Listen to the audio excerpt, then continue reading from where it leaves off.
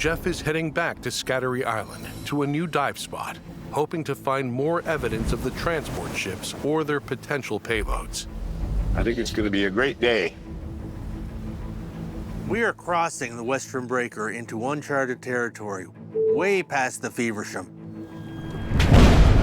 Jeff's research indicates the 3 support ships were pushed westward past the Feversham onto the rocks of Scattery Island. It's a particularly rough section of the coast where the shoals extend for hundreds of yards just under the surface of the water. Talk to me here, fellas. What do you got?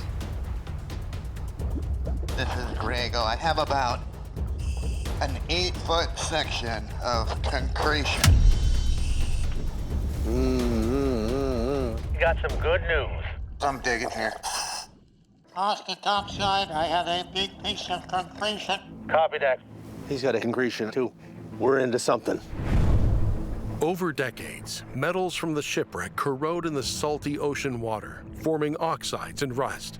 Sediments settle onto the material, and calcium carbonate from the salt water binds the components together. Barnacles and corals contribute to the mass of the object. The result is a rock-like concretion that may encase artifacts, often preserving them as time capsules beneath the sea. Topside, this is Pizio. I got this concretion out. Copy that. The dive team finally succeeds in extracting a piece of concretion small enough to bring back. I'll put what I can in my bag. The sample is still too heavy for the divers to carry on their own, so they place it in an inflatable bag to float to the surface. This is Haas. Can we do something your way? Chris and Jason are gonna haul the bag. It's approaching the surface.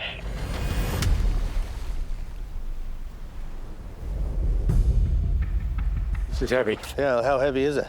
Heavy, 40 pounds. Ready? Pass it up. Drop it up on the top. All right. You know what? Ooh.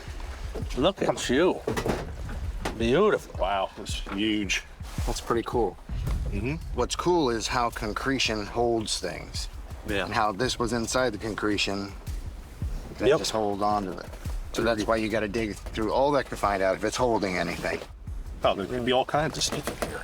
We have no idea what could be in this thing. This is big. This could have 10, 15, 20 different items in there for all we know. That weighs a ton. That's concretion. That's a rock.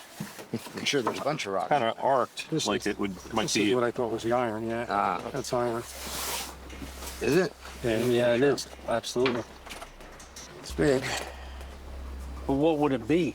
What would that iron piece be? It's up to you to figure out. I don't know, it's kind of arced like a cannon.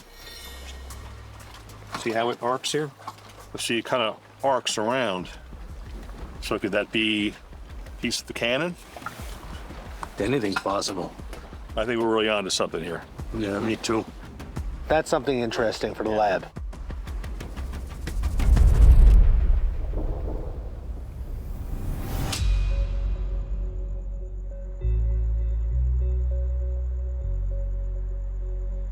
As night falls, team archaeologist Jim Sinclair takes the first pieces of concretion to the diagnostics lab to examine them. Jim is looking for clues to see if the samples are from the site of the Neptune. To protect whatever artifacts may have been fused together inside, he has to carefully chip away at the cement-like concrete. I generally just do tapping with a small hammer. Sometimes, like if I see what the artifact is, I'll have pneumatic chisels and stuff like that to take everything off. But, you know, mechanical cleaning is about the fastest way to do that. Wow, that's cool. Buried in the concretion is what appears to be a musket ball, a piece of evidence consistent with the theory that the metal-clad plank may have come from a ship's powder magazine.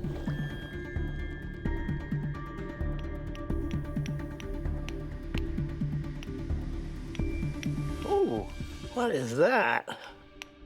After an hour of slow and steady hammering, Jim's patience pays off.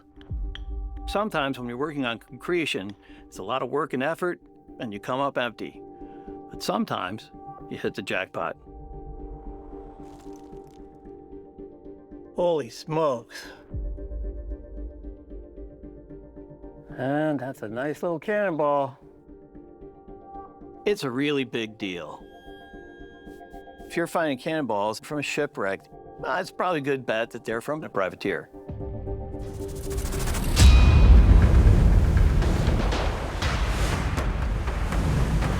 With more evidence they may be onto the Neptune, Jeff leads the team back to the concretion field once again.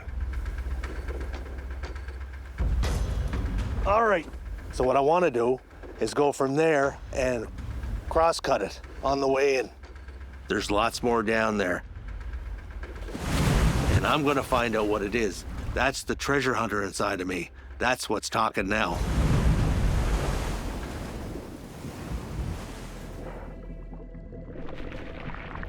Outside, this is Griego. I'm digging into concretion. I'm not seeing any coin shapes, but I'm gonna bring up a chunk of it anyway. Please do. Bring a chunk anyway. I'll put what I can in my bag. Copy that. Well, I want that spot marked in. I want it M-A-R-K-E-D. Copy that.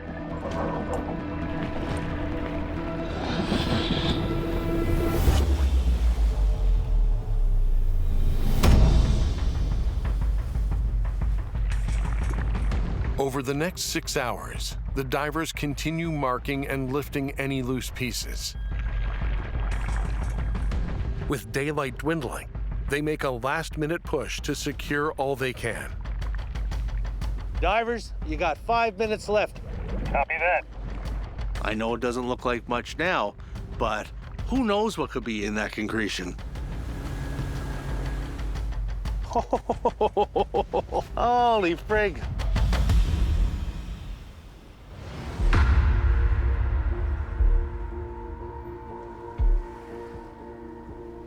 That evening, Jim inspects the day's haul to see what, if anything, it might contain. What have we here? So, what are you doing here? Holy crap.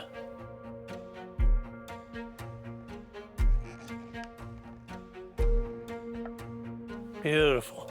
Gonna give Jeff a call. I was not expecting to find emeralds off the coast of Scattery Island. Jeff, What do you got, pal? take a look at that. Holy What are those? Kind of look like emeralds to me. They come out of this? Came out of this.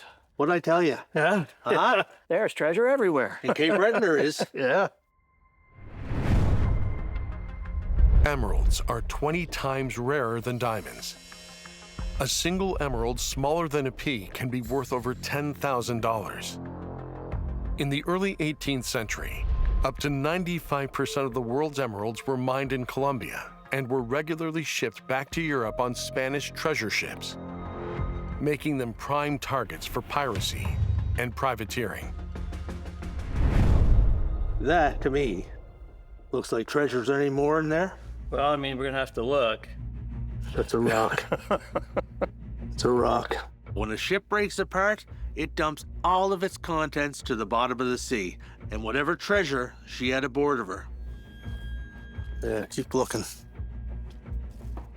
That, look, right there. Yep. There's another one there, look. Oh, yeah, sure See? is. I'm a treasure hunter, and I've just found treasure. Is this one? Sure looks like it. Yeah, it is. That is 7. Those are beautiful. This right here, this is what we're looking for. Oh, yeah.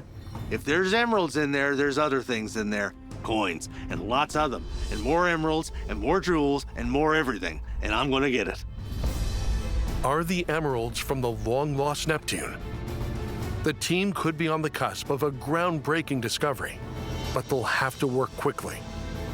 The door to the Death Coast is closing, and with it, the chance to find any more of the privateer's plunder that might be hidden on the seafloor.